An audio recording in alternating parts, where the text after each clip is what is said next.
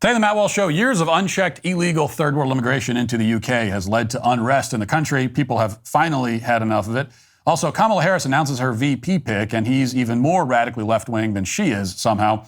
The Biden administration knows what to do in the face of a stock market crash, a failing economy, war overseas. Ban plastic kitchen utensils. That's what they're focused on. And the second gentleman, Kamala's husband, is on a crusade against toxic masculinity. Kind of an odd pitch coming from a guy who, according to a report this weekend, cheated on his wife with the nanny. We'll talk about all that and more today on the Matt Walsh Show.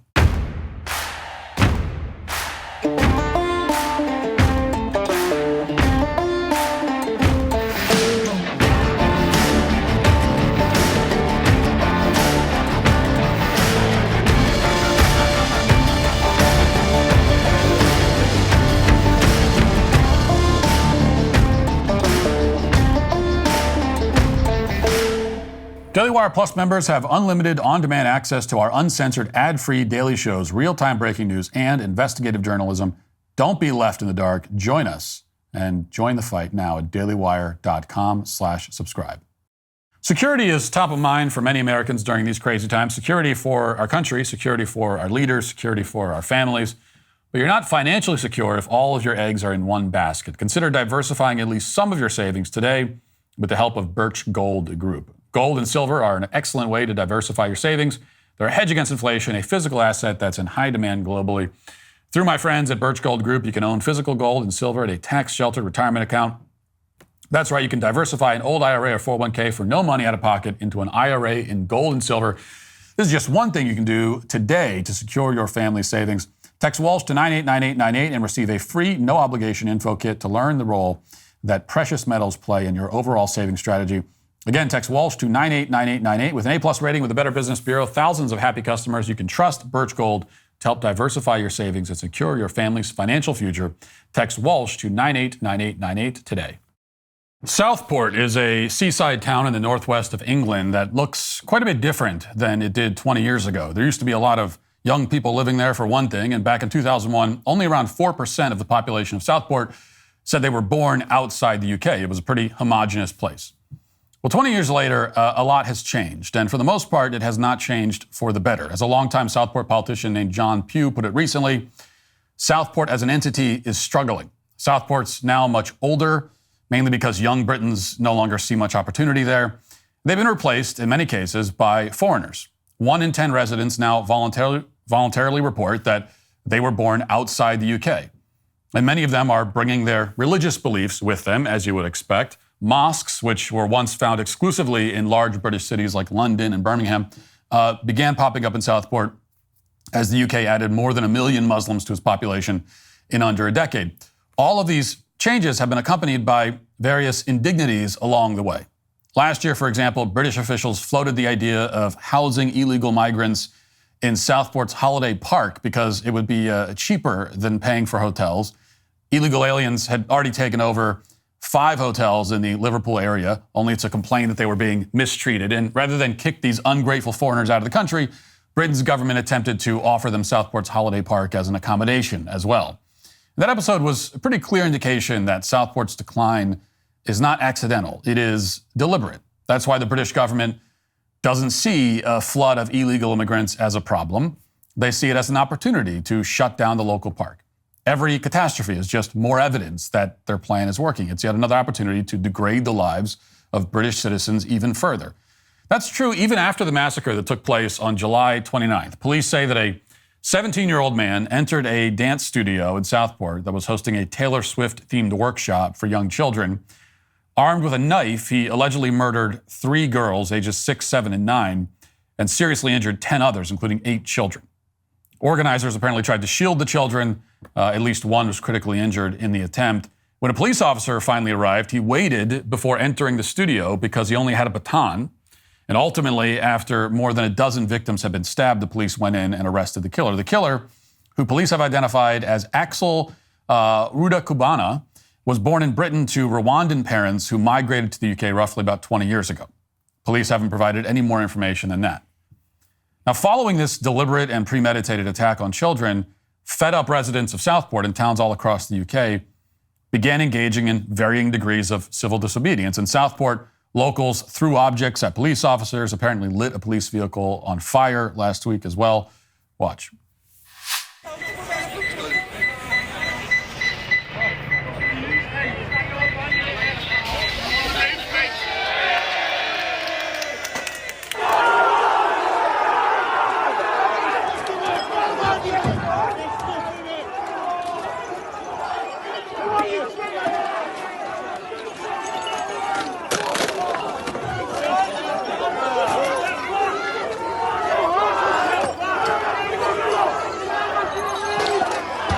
Okay, so that's some of the scene there. And 100 miles away in another town, locals reportedly stormed a taxpayer-funded shelter for so-called asylum seekers, which of course is a euphemism for illegal aliens who are looking to abuse the asylum system.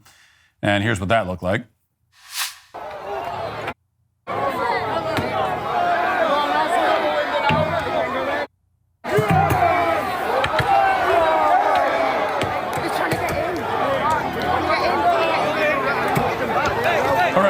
So, competent leaders, people who care about the future of their country, would look at scenes of civil disorder like this and ask themselves why exactly it's happening. It's not enough to shake your fist and say that committing crimes during mass protests is a bad thing, although generally it is a bad thing. That doesn't address the problem.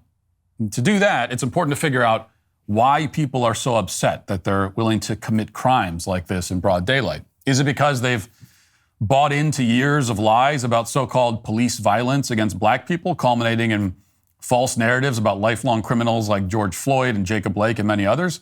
That was the impetus for BLM, as we all know. Or is it because, as was the case with January 6th, people didn't buy into government lies about lockdowns and mail-in voting and Russian collusion, culminating in an election in which Joe Biden somehow won millions more votes than Barack Obama did in 2008? Or is it because, as is the case in Southport, people are tired of the decades-long government effort to re-engineer the demographics of their entire country? Maybe these people are wondering how the alleged killer's Rwandan parents arrived in Britain in the first place. Were they granted citizenship? If so, on what basis? And if not, why are they still in the country? Those are reasonable questions. But Britain's government is not answering any questions. Instead, Britain's new Prime Minister, Keir Starmer, has announced a crackdown on the people who are on the internet saying things that he doesn't like. Watch. I can announce today that following this meeting, we will establish a national capability across police forces to tackle violent disorder. These thugs are mobile. They move from community to community. And we must have a policing response that can do the same. Shared intelligence, wider deployment of facial recognition technology, and preventative action, criminal behaviour orders to restrict their movements before they can even board a train, in just the same way that we do with football hooligans. And let me also say to large social media companies and those who run them, violent disorder clearly whipped up online, that is also a crime. It's happening on your premises, and the law must be upheld everywhere. That is the single most important duty of government. Service rests on security, and we will take all necessary action to keep our streets safe. So Britain is establishing a plan to tackle violent disorder and to shut down the quote-unquote thugs. Sounds a lot like he's going to use these protests as a pretext to establish a surveillance state. This plan will include shared intelligence and facial recognition technology. It'll even include preventative action to prevent people from committing crimes in the first place, like something out of the Minority Report. And then for good measure, he threatens social media companies with criminal prosecution if they don't stop people from saying the things he doesn't like. Now, through all of this, Keir Starmer claims that he's not motivated in any way by the prospect of shutting down criticism of his country's open borders policies. Instead, he says that he's really upset about civil disorder in general. Anytime protests turn to arson or violence, Keir Starmer says he's opposed to it. And he's been explicit about that. Listen. There's no two-tier policing. There is policing without fear or favour, exactly as it should be, exactly what I would expect and require. So that is a non-issue. The focus here is not on the apparent motivation of anybody involved in this. This is not protest. This is violence. It's violence on our streets being inflicted and targeted on communities, and we're not going to tolerate that in this country. So it's a non-issue to say that there's a two-tier system of justice, says Britain's new prime minister. Doesn't matter what your motivation is. If you commit acts of violence on the street, then your behavior won't be tolerated. Now, this is the kind of claim that might be effective if video cameras and the internet had never been invented. But as it stands, people can go back 4 years ago and see exactly what this guy said about the BLM riots, which caused more than $1 billion in property damage and resulted in the deaths of at least 24 people. So if you pull that footage, you'll notice that Keir Starmer does not condemn the violent thugs a single time. Certainly doesn't call them thugs. He doesn't mention the fact that they torched a police station in Minneapolis or a church outside the White House. Instead, he condemns anyone who tries to criticize them, much less arrest them. Watch. Like you, I was shocked and angered at the killing of George Floyd and the response of President Trump and the US authorities to the peaceful protests, to people rightly demanding justice, has been an affront to humanity. The last week has shone a spotlight on the racism, discrimination, and injustice experienced by those from black and minority ethnic communities in the US. But we must also reflect on the injustices in our own country. We must address the reality and the impact of anti-black racism, which has been highlighted by the Black Lives Matter movement. Now, more than ever, it's incumbent upon us all to ensure that this is a turning point. We must face up to and understand and address the systemic racial discrimination that exists in our own communities.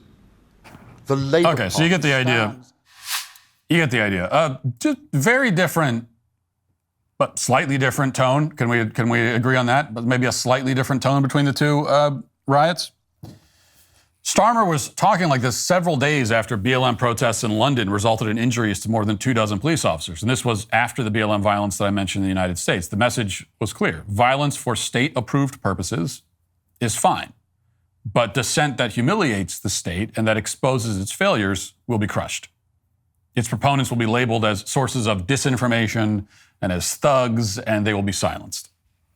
Even allegedly conservative media in this country, to some extent, are buying into this framing. Fox News, for example, reported that, quote, riots erupt in UK after stabbing spree falsely blamed on asylum seeker.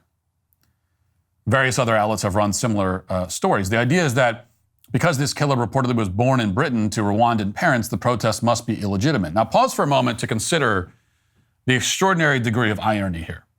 The same people who tell white Britons and white Americans that they're colonizers and oppressors, people living on land that their ancestors conquered hundreds, if not thousands of years ago, are now telling these same white Britons and Americans that they have no right to be upset about the flood of third world migrants colonizing their country. Only this is a very different kind of colonization. It's not the straightforward act of a stronger and more civilized society coming in and conquering a place, as has happened historically. And that's the kind of colonization that's demonized now. That's the bad kind, we're told. But what we have now is a colonization by subversion. It's a subversive colonization. Colonization orchestrated by the elites of the country that is being colonized. It's a kind of self-imposed colonization done not for the purposes of spreading civilization, which is why the Europeans colonized, but done for the purpose of destroying civilization. European colonizers, for hundreds of years, brought civilization to uncivilized lands. In this case, uncivilized people are bringing chaos, poverty, and lawlessness to previously civilized societies. Very different kind. And there's the first kind of colonization, which very often can be not only morally justified, but should be celebrated. And then there's a second kind, which is never good, which is always bad. Now, leftists, of course, would disagree with this characterization. In fact, they say that if you stop this unchecked tidal wave of immigration, then you're losing civilization.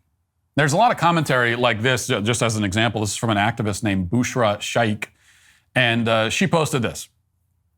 Quote, Take away the curries and kebabs. Take away the tea, the coffee. Take away the doctors and nurses, the Ubers and buses. Take away the night workers. Take away the clothes. Take away the cleaners. Take it all away. It's all foreign. These racists don't understand. They'll be left with very little. Now, I'll say, first of all, I'm a huge fan of curry myself. If I had to give it up in order to have law and order and civilization again, I wouldn't be happy giving up the curry, but I would take that trade. It's not a tough trade.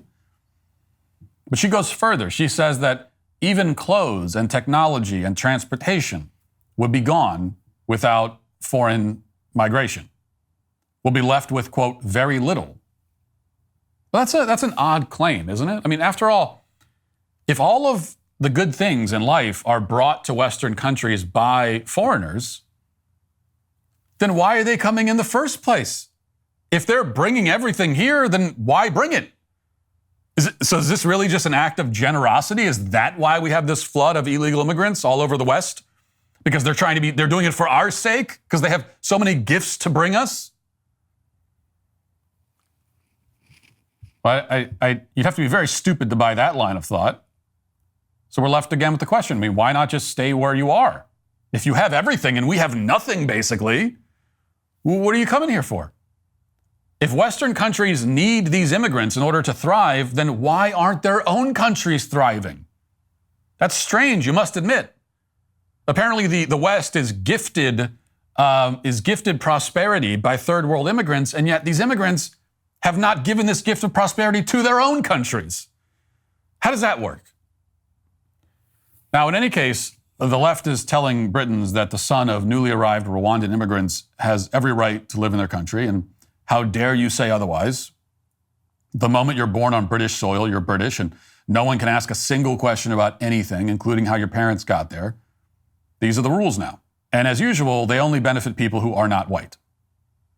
Now, the residents of Southport have had enough of it. The riots we're seeing across Britain right now are an inevitable reaction to years of unchecked immigration. Now, it doesn't make the riots a smart strategic response. Strategically, it's clear that it will backfire and already is, but the frustration and anger is understandable. And no, the same logic does not apply to BLM. Reasonable people are capable of distinguishing between the BLM riots and the civil disorder taking place in the UK. The BLM riots occurred because the rioters didn't like the fact that laws were being enforced. That's why they wanted to fund the police. That's why they created dozens of race hoaxes involving police officers. What's happening in the UK has the opposite explanation. People are revolting against a government that refuses to enforce the law. They want the government to fulfill its most basic responsibility, which is to secure the border from foreign invasion. Follow the law, enforce the law. That's why no amount of social media censorship or pro-crime investigations or finger wagging from Keir Starmer can change the fact that he now has two options as prime minister. He can commit to ending unrestricted illegal migration into Britain and deporting illegal aliens currently living in the country, or he can continue to demonize his own citizens and turn the rest of the UK into Southport. At this point, it's clear that both options will lead to some level of unrest and even violence in Britain. The only question now is whether there will be a Britain at the end of it. Now let's get to our 5 headlines.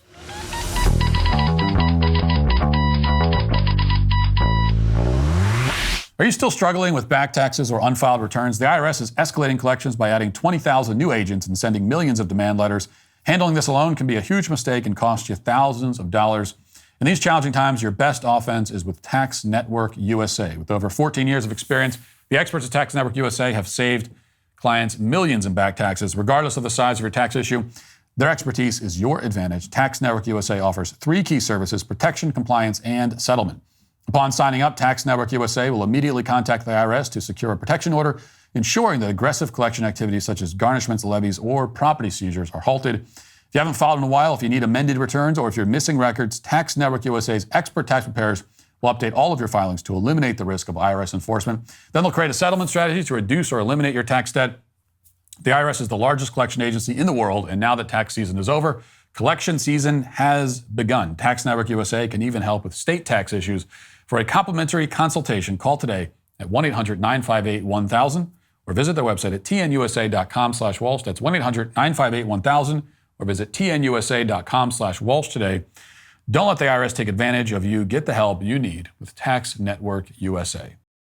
Okay, so big political news. Kamala Harris has picked the governor of Minnesota, Tim Walz, as her running mate. A lot of people expected her to go with Shapiro in Pennsylvania, but ultimately her campaign decided against it. And the speculation, I think the totally correct speculation, is that you could barely even call it speculation. It's pretty obvious that they decided against Shapiro because they need to win Michigan, and Michigan has a heavy Muslim population, and Shapiro, Shapiro is named Shapiro. So it's Walz, and what does Walz bring to the ticket? Mostly he's an old, bald, white guy. That's the main thing for Kamala. Other than that, not much. Now, I will say that I've always thought that the VP pick doesn't really matter that much. Certainly doesn't matter as much as everyone makes it out to matter. And I know that I've always been in the minority among pundits, but I've nonetheless been skeptical that anyone really votes or doesn't vote for a presidential candidate based on who's at the bottom of the ticket. It's probably hyperbole to say that nobody has ever voted along those lines, but I highly doubt that up to this point any kind of sizable number of people have factored the VP into their considerations that heavily, which is why, very often, with notable exception, but very often you hardly even remember who the VPs were. I mean, I had to look. I follow politics pretty closely, as you know. I didn't remember off the top of my head who Hillary Clinton's VP pick was. I had to go look it up, and it was Tim Kaine. So, and I think I'm probably in the majority on that. So the VP stuff recently has mostly just been a storyline for cable news. Most people don't care that much, and when it comes time to cast a ballot, especially in this election, all the reasons you could ever possibly need to not vote for Kamala can be found in Kamala herself. I know in my case, I'm not voting for Kamala because of Kamala. And if Kamala had picked someone who is not a left-wing Looney Tune, which Walz is, we'll talk about that in a second, I still wouldn't have voted for her. I mean, she could have gone insane and picked a right-winger as her VP. She could have picked, Tucker Carlson to be her vice presidential candidate. And I still would be just as likely to vote for her, and the likelihood would be 0%. So it's 0% either way. Now, of course, I'm a right-wing crazy radical. I'm not representative of the average voter. I understand that. I get that. But when it comes down to it, people are voting for Kamala either because they like her or because they hate Trump. Or maybe they're not crazy about either of them, but they prefer the Democratic platform. Those are kind of like the three reasons why someone's going to vote for Kamala. And where does the VP figure into that? I would think not much. Now, all that said, I have been convinced that this might be an election that is the exception to this rule. And because for various reasons, namely because this election will probably be decided by razor-thin margins in a few key states. And so you could see potentially it's the kind of scenario where the VP pick could push it over the edge one way or another. The question is whether Walz is likely to push it over the edge in favor of Kamala or against her. So let's talk about who Tim Walz is. All you really need to know is that he's a far-left radical. He's a true believer. At least he presents himself that way. I don't know what he actually believes, but this is how he presents himself. And it's not hard to see what the strategy is. The thinking behind it is easy to see. Yeah, he's an old white guy from the Midwest, so there's a demographic play there. But the main point for the Kamala campaign is that he's far left, and Kamala herself is absurdly trying to position herself more towards the middle. She's trying to reinvent herself as a bit of a moderate on at least some key issues. She's running to the right on things like crime and immigration, which again is completely bogus and ridiculous, but that's the move. And then they bring in Walz, who's as far to the left as you can go, hoping to shore up their left flank and mobilize the base, and I think that's the basic idea. This is going to be a base election. You could argue that every election is, but this one maybe more than most. Whoever mobilizes their base the best will win. At least that's the thinking. And judging by the VP picks on both sides, it seems that both campaigns are sort of thinking along those lines. So what do we know about him, about Walz? Well, he's a terrible leader. Let's start with that. I mean, after all, this is the man who gave us this image. And as they say, let's put this image up on the screen. This is, as they say, 1,000 words and all that. So this is an image that will live forever in American history in all the worst ways. It's a mob of thugs burning down a police station in the middle of Minneapolis. It's one of the most shameful moments in American history. And Walz presided over it. He allowed it to happen. Now, we know that it wasn't just police stations. He allowed mobs to rampage through the city for days and weeks on end, rampage through the state, multiple cities.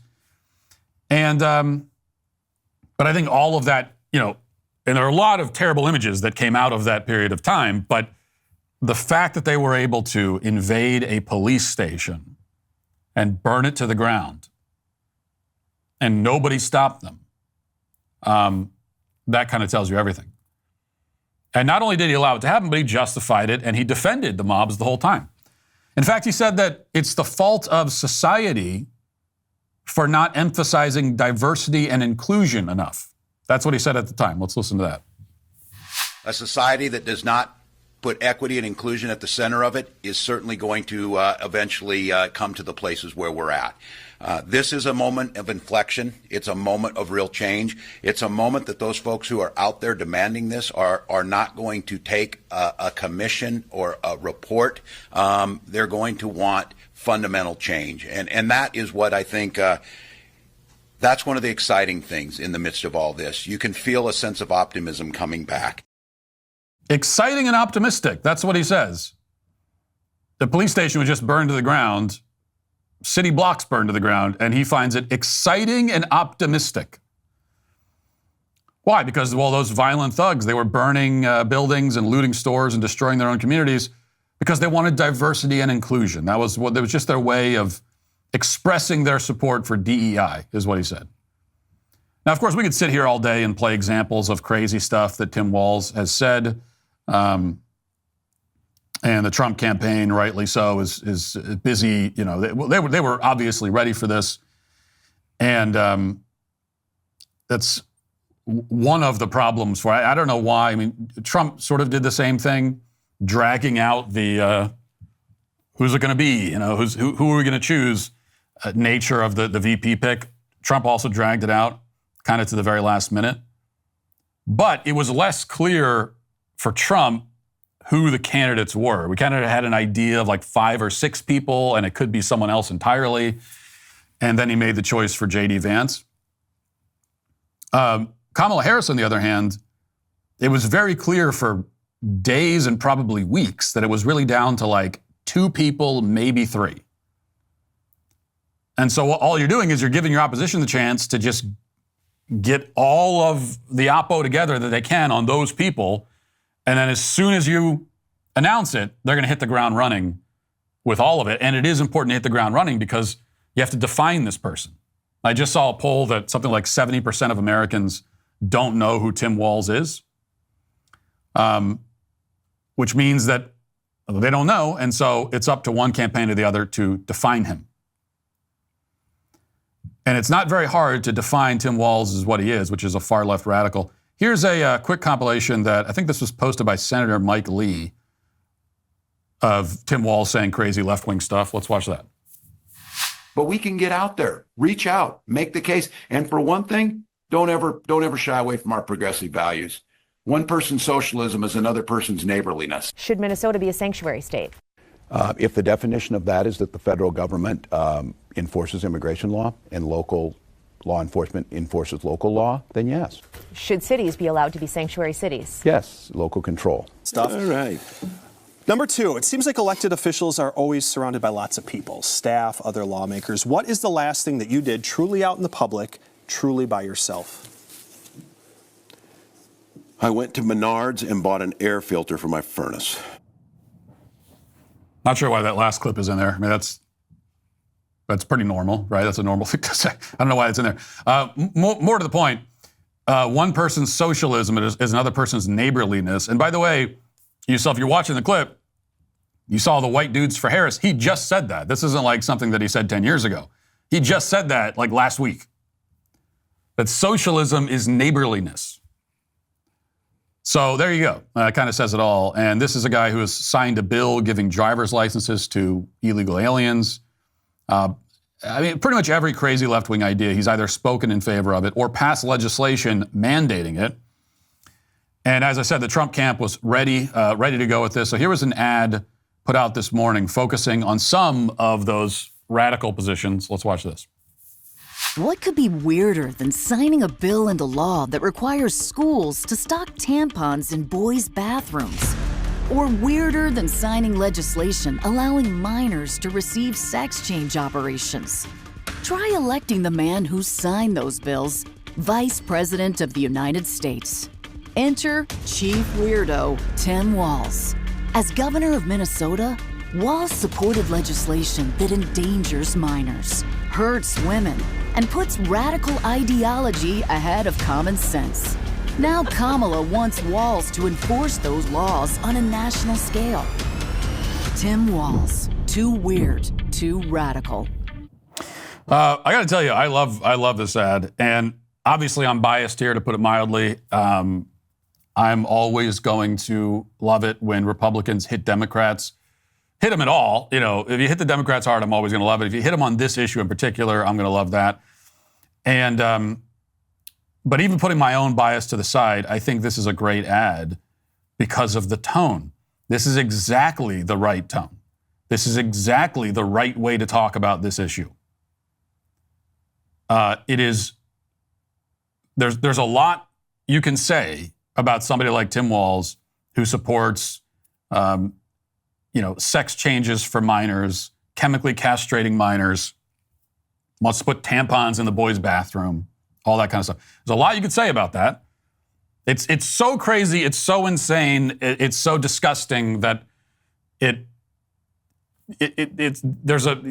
you're almost at a disadvantage in a way because there are so many different ways you can attack it. It's hard to know where to start. You kind of get, it's like a paralysis by analysis. Where do I even begin in explaining why this is so terrible? Well, I think this is the right way to start. That supporting this stuff, chemical castration of minors, sterilizing minors, it is weird, it is bizarre, it's gross, it's evil. Like, that's how you talk about it. That's how you brand it.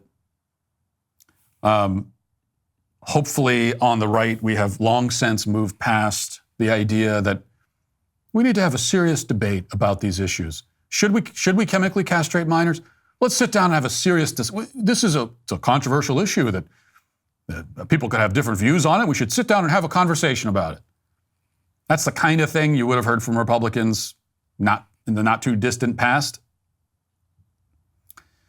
But as I've always said, this is not, there are issues out there that we can talk about and debate, and there are two sides to it, and there are issues like that in the world for sure.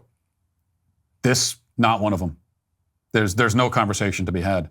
The other side has no argument. None. This is the kind of thing, the moment someone suggests it, you just shut them down right away. We're not even going to have a conversation. What kind of person are you that you would even entertain doing this to kids? That's disgusting. What's wrong with you? It's exactly the right tone. So, keep it up. All right. Fox News has this. The Biden administration announced a plan to target plastic pollution, dedicating particular focus to phase out single-use plastics, such as kitchen cutlery, cups, and straws across federal departments. President Biden announced the order taking aim at the climate crisis in July, which would require an all-hands-on-deck response from every federal agency. The White House said the president is committed to taking ambitious actions to end plastic pollution and is calling upon the global community to do the same, with the goal to reduce the global production and consumption of virgin plastics. As part of this plan, the White House announced a phase-out of single-use plastics, which include plastic and food and beverage containers, bottles, straws, cups, cutlery, and disposable plastic bags. So this is what they're focused on. We've got the stock market crashing. We have war overseas, multiple wars. Economy is in shambles, borders in shambles, multiple crises on multiple fronts, and the Biden administration is busying itself with the pressing issue of plastic forks. If you dealt with the plastic straws, which, by the way, made everything worse, as studies have proven. But now they're moving on to utensils. And let me just say, first of all, and I know that this is right now is focused on federal employees. The plastic fork ban will not include private citizens at this point for now. It always starts that way, and then eventually, in a few years, it's banned for everybody. And let me just say, when that time comes, you can pry these plastic forks out of my cold, dead hands. I will fight to the death for plastic utensils. I'm a huge fan of plastic utensils. I'm in the fan club because as a father with a bunch of kids, it's so much easier to use plastic utensils and paper plates. Eat dinner, throw it away. So much easier. No dishes to do. Not that I'd be doing the dishes anyway, but still, it's very convenient. And, the thing is, when you become a parent, you don't realize how many things and how many types of things will start to go missing in your home. I never would have thought, for example, that losing silverware would be an issue. But it is, because our silverware goes missing constantly. I mean, if you aren't a parent, you probably bought a box of like forks and spoons and knives and stuff 20 years ago, and you're still using the same ones. You never have to go out and buy new ones, ever. You have them, and you use the same one for years. Not with kids. I don't know, at least in our experience. Stuff goes missing. And it's not like the kids are stealing the silverware and go pawning it somewhere. They're not bringing it to a pawn shop. They're not quite old enough for that. I don't know what happens. It just goes missing. The other day, I went to go set the table. We had like 3 forks left in the house. I called all my kids in and said, "Where are the forks? What did you do with the forks? Why don't we have forks?" And my 4-year-old runs out of the room and then comes back a minute later with a whole armful of forks, our silverware. And I said, "What were you doing with this?" So I don't know. Were you playing house or something? The make-believe? No? Okay then. The point is, plastic forks are much more convenient. And let me say one other thing about this. When it comes to pollution, plastic pollution, any kind of pollution, littering, I agree that it's a problem. I actually agree with that. I agree that pollution is a problem. I hate pollution. I probably hate pollution more than your average environmentalist does. I'd like to see harsher penalties for it, actually. And I know that there are some conservatives who think that giving fines for littering, for example, is like a nanny state thing. And I disagree. Or at least if it is nanny state, then I guess that's one form of nanny state that I actually support, because I'd like to see harsher penalties for it. The other day I was out fishing and there was a McDonald's cup floating in the lake. And I'm like, who just throws a cup into the lake? What kind of person are you? I'd give that person a month in jail. I'm not even like a month in jail, $10,000 fine, not a joke. I would do that. Littering is gross. It's uncivilized.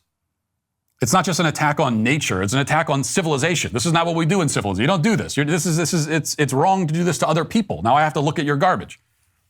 But the problem is that on a global scale, we are not the ones who are doing the littering and polluting.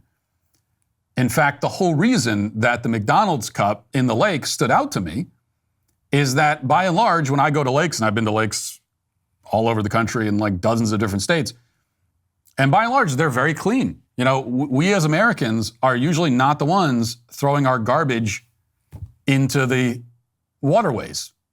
Outside of the homeless camps in major cities, it's like we're not the ones doing all the littering and polluting.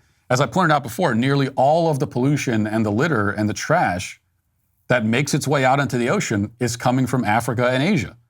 Third world countries are just dumping their trash directly into their waterways. And that is pretty much the whole problem.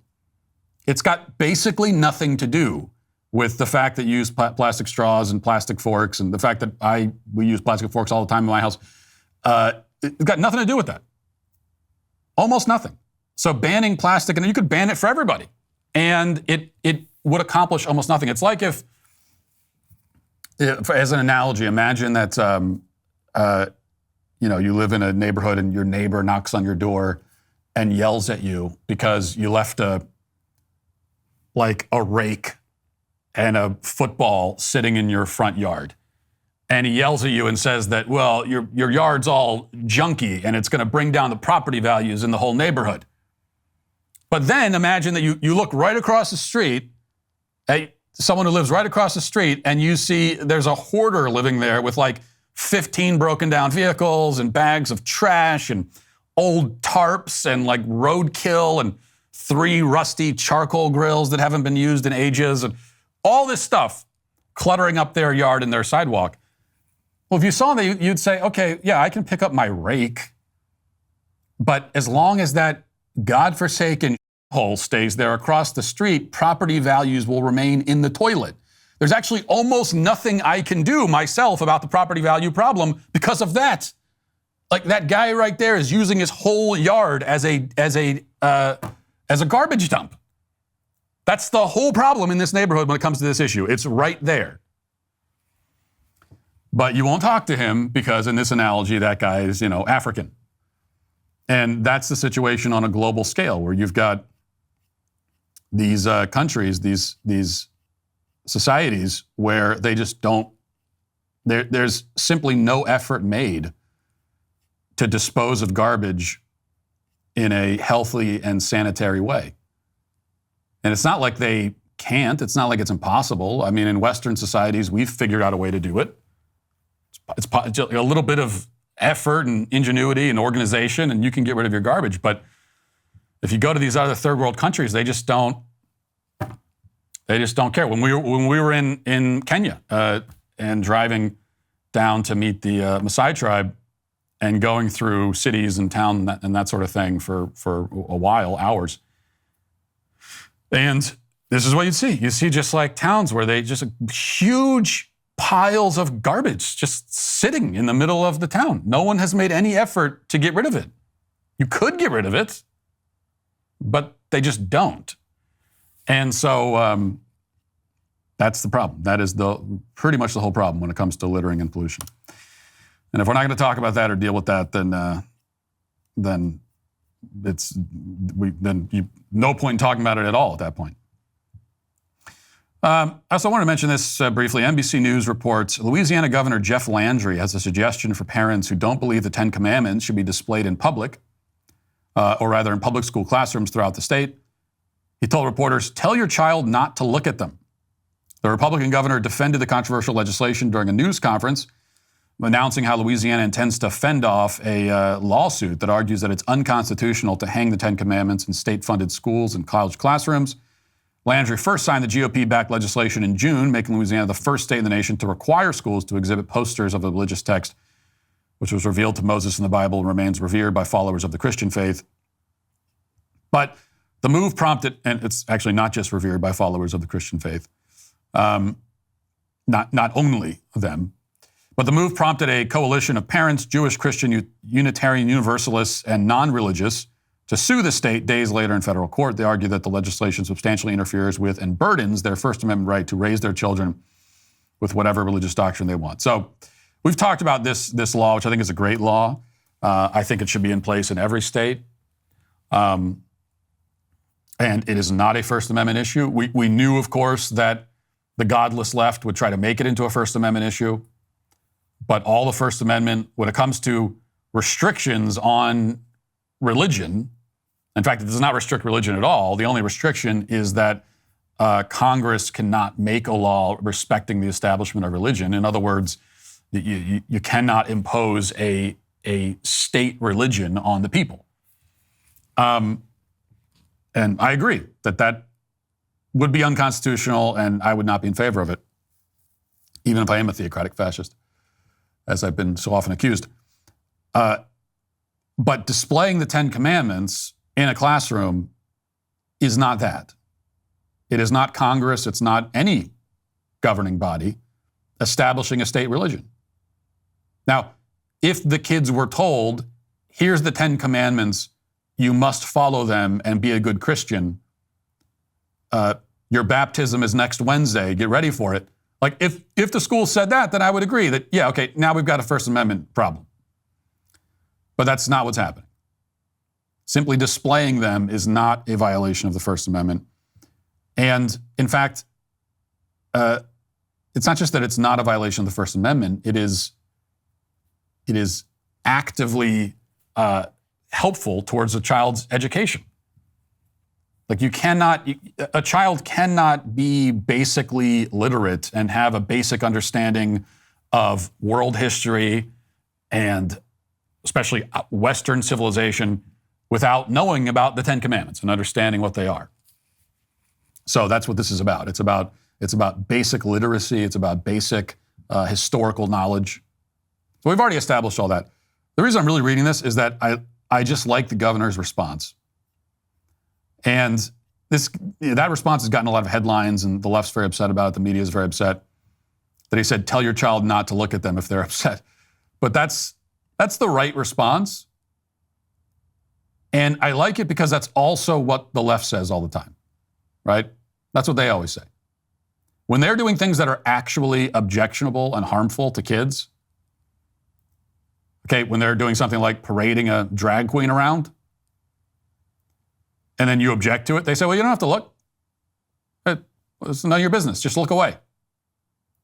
Now, of course, they say just look away, but at the same time, they're throwing a parade right in front of your face and screaming and shouting and doing everything they can to get your attention and to get your children's attention. But this is a little bit of a dose of their own medicine. Okay, you don't have to like it. You don't have to like the Ten Commandments. We already know you people don't like it. And your kids don't have to look. Just don't look if you don't like it. Pretty simple solution. I agree. The Daily Wire is about to make history with its first ever theatrical film, and it's going to be a hilariously rude awakening for the mob, the woke mob that is. From the same white guys that brought you What is a Woman comes America's next great question, Am I Racist?, coming to theaters on September 13th. Went undercover into the heart of the DEI madness, surrounded by professional race baiters and diversity grifters. It's a pretty dark place to be, but also hilarious in a lot of ways. What I witnessed was shocking, absurd. Many of the descriptions you'll have after you watch this film. Now, here's what you need to know. Most importantly, pre-sale tickets go on sale August 15th, so make sure to mark that date on your calendar. I will keep reminding you, but August 15th is when they go on sale. Watch the official trailer now at www.amiracist.com and get a taste of a comedy to DEI for. Now let's get to our daily cancellation.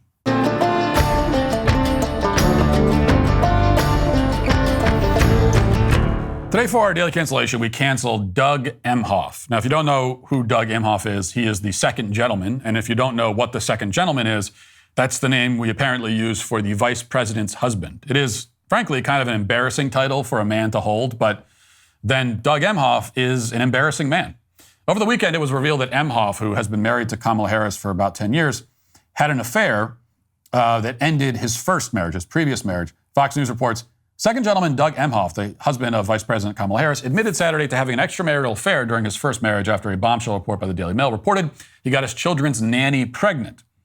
Quote, during my first marriage, Kirsten and I went through some tough times on account of my actions, he said in a statement to CNN.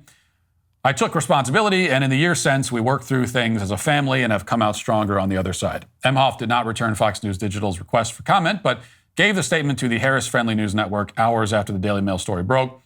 The affair ended the marriage, according to the Daily Mail, which reported the nanny was also a teacher at Emhoff's children's school. The report said the woman, who Fox News Digital is not naming, did not keep the baby, though it is unclear what happened to the baby or if Emhoff has ever been involved in the child's life.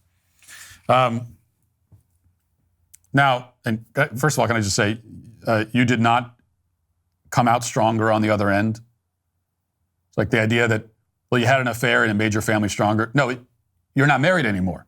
It tore your family apart. Your family's not stronger now. And there's, in general, affairs do not make a marriage stronger. Hopefully a marriage will survive it. It's not going to make it stronger, though. You've actually permanently weakened your marriage. Permanently. In any case, I've read reports elsewhere that the nanny mistress may have had a miscarriage. I don't know. I mean, is that the case, or did they employ more proactive means of ending the pregnancy? Or was the child born? And if so, has he been neglected and banished the same way that Joe Biden has shunned the granddaughter that his son Hunter had out of wedlock? There's no way for us to know for sure. We just don't know. Now, I would normally say that the marital affairs of the second gentleman are not relevant to voters. And I would still say that here, there are countless reasons to not vote for Kamala Harris. The fact that her husband got the nanny pregnant 15 years ago doesn't even make the top 50 on the list. But even if this has no electoral significance, it still matters. And it matters for one reason above all, that Doug Emhoff, the guy who ruined his first marriage by sleeping with and impregnating the nanny, is now on a crusade against so-called toxic masculinity.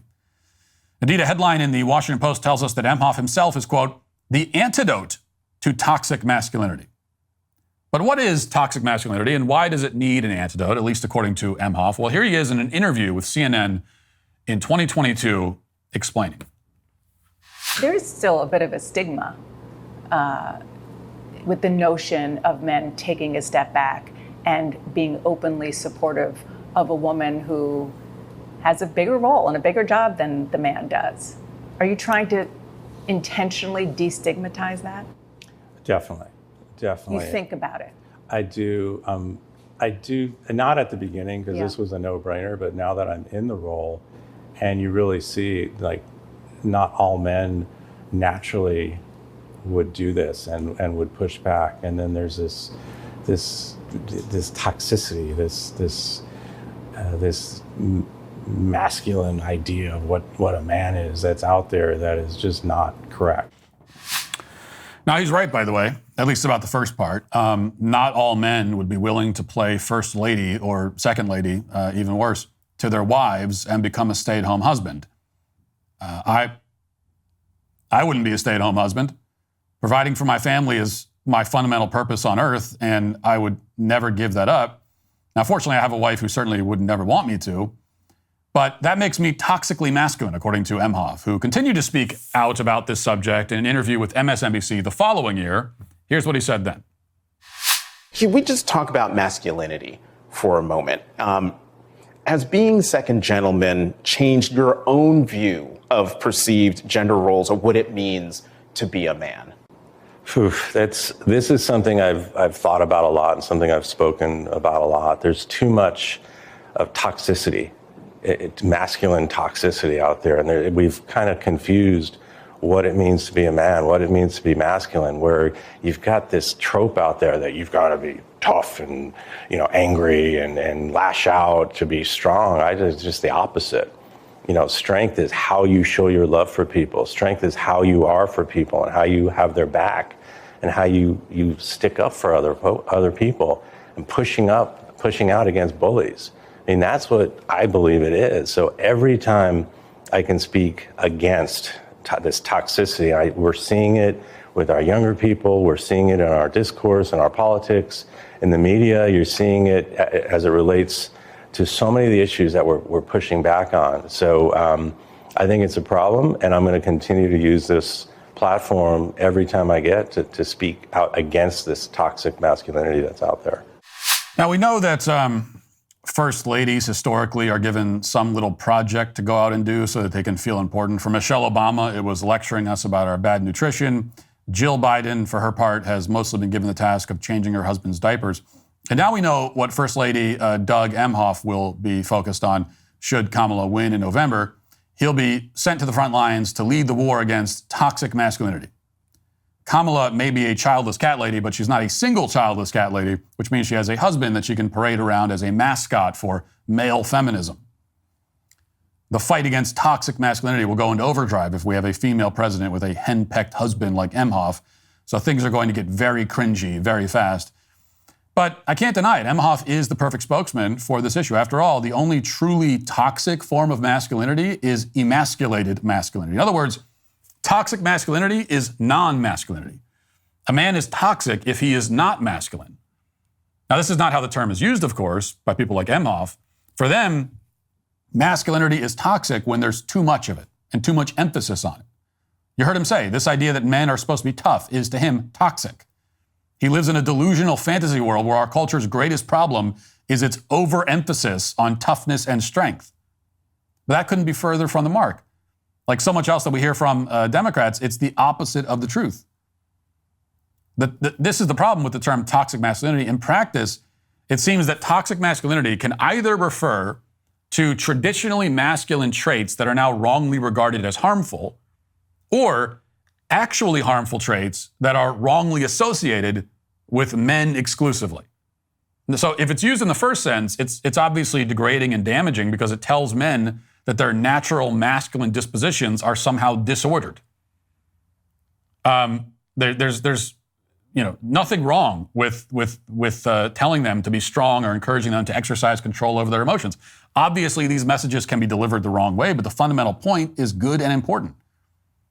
The problem in our culture isn't that boys are being thrown in a box or forced to conform to some strict notion of masculinity. Again, it's the opposite. In fact, with how men are raised from childhood, too many boys are given no instruction on how to be men, no example to follow, no guidance on how to grow and mature in their masculinity. As the left likes to remind us all the time, we're not living in the 1940s. We aren't. And that means that the era of the strong and stoic man ended a long time ago. We're now living in the era of drag queens and feminism and gender fluidity and fatherless homes. Most boys these days have no clue how to be men, no idea what to do with their masculine energy because nobody's ever told them or shown them. And if anyone does come along and says, well, this is what masculinity is all about, in order to be masculine, you should do this, they're condemned by people like Doug Emhoff. Now, if toxic masculinity is being used in the second sense, used to describe actually harmful behavior, well, then it unfairly blames masculinity for bullying or narcissistic tendencies that have no gender.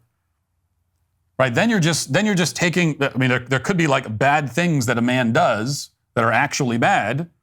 But then if you come in and say, oh, he's being toxically masculine. Well, now you're just like slandering all of masculinity because of the actions of this one guy. And if you don't understand why men might take issue with that approach, all you have to do is imagine how almost any woman would react if I said that, gossipy, materialistic bimbos have toxic femininity. That would be, at the very least, an unnecessarily inflammatory way of addressing the problem of materialistic bimbos. But worse than that, it would suggest that femininity, taken to an extreme, results in dumb bimbos who spend their husband's money on shoes and purses. So it seems to say, well, it's okay to be a woman, but don't be too womanly. Now, of course, nobody ever does talk about toxic femininity, and the reason we don't talk about it is because we recognize how insulting and demeaning that concept is. We also recognize that it's not possible for a woman to be too much of a woman. There's not a problem of women being too feminine. But with men, that's the kind of message. Now, as I said, the real toxicity, to use Doug's term, is when men reject masculinity and when women reject femininity. Doug Emhoff knows something about that. Cheating on your wife and fathering a child with a nanny is, in fact, it is toxic behavior. It's not toxically masculine behavior. It's toxically unmasculine. Because a man's job is to protect, provide for, and remain loyal to his family. Emhoff failed in that regard. And now he wants to lecture other men about how they should behave. Now, I'm certainly not above listening to the wisdom of other men, especially men older than myself, who have something worthwhile to say about what it means to be a man. But this guy has no wisdom on that issue or any other issue. He's obviously struggling mightily in his own life with what it means to be a man. We don't need to hear him pontificating on the subject. He should save those lectures for when he's looking in the mirror. And that is why Doug Emhoff, the second gentleman, is today canceled. That'll do it for the show today. Thanks for watching. Thanks for listening. Talk to you tomorrow. Have a great day. Godspeed.